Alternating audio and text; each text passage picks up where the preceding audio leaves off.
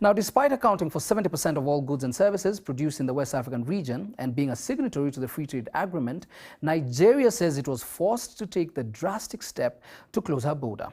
Now, the story is similar in other countries as well. A diplomatic fallout between Uganda and Rwanda led to border closure in March this year. These closures undermine the objectives of the entire Pan-African single market. Now, to give us more context, I spoke to David Ofosudorte, a partner at AB and David, who has also been at the forefront of the Continental Free Trade Agreement in Ghana. Take a look. I think it's realistic coming into force on July 1, 2020, but like anything disruptive, there's skepticism initially by many people, especially multinationals, thinking whether that could happen because they are used to the AU not being able to implement many of the things. But from where I sit and from everything I've seen, it's realistic. It's going to come into force. The Secretariat is being prepared, and hopefully by the end of the first quarter, the Secretariat should be ready. Right, we seem like we are doing 2 steps forward, 3 steps back, one of which is closed borders. To what extent have those undermined the AfCFTA?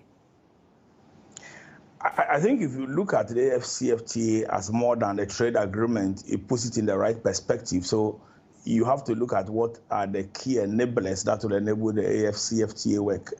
One of them, which is what you have mentioned, which is the removal of non-tariff barriers, which is one of the major problems about trading. But also then free movement of goods, which itself is a separate protocol. Out of the 15 that is required for it to become operational, only 8 have signed, to the best of my knowledge. But the other enablers, such as power to industry to be able to engender, as it were, value addition, and then also transport and connectivity.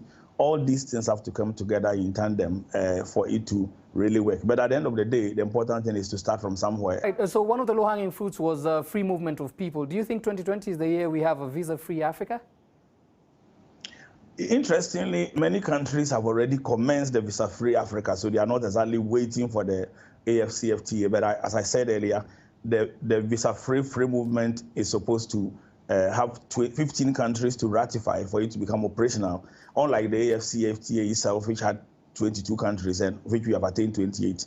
Now, the visa-free, only 8, to the best of my knowledge, have signed. But already countries like Rwanda, Ghana, Kenya, etc., allow every African to arrive, freely and take visa on arrival in the worst case. So I don't think that will be a major problem. What rather we should be focusing on a bit more is the single air transport market, which is, in my view, has not gone as far as it should. But if that becomes operational, then connectivity is increased and free movement will make much more sense. Right. Finally, we have the governments that we are holding account, and then we have the big businesses and the industries that are now helping spread business across the continent. What about the smaller businesses? Where do they stand? If you notice, the organizations like Afro Champions who are working with the AU to try and bring the private sector fully on board. And if you look at Afro Champions, the private sector framework that has been created, it brings on board the way to incorporate SMEs and micro enterprises in the entire value chain. And the organizations which are creating platforms to ensure that these people or these organizations can play their key role. 80% of Africa is full of SMEs and microfinances, so they just cannot be left out.